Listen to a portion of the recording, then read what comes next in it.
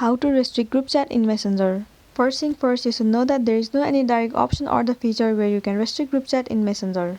But still there is another way you can do it. First of all, head over to any of the web browser. In the search bar, search for m.facebook.com. Make sure you log into your account.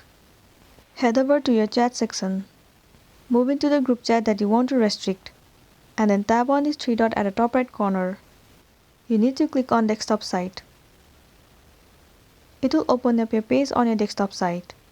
Once you are in here, tap on this icon at the top right corner. Once again, head over to the group chat that you want to restrict.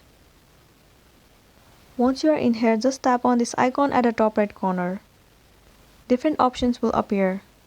All you have to do is tap on ignore messages. Once again, tap on ignore messages. There you go, this chat has been restricted. So that's it, and this is simply how you can restrict group chat in Messenger. I really hope this video is going to be helpful for you. Thank you for watching until the end.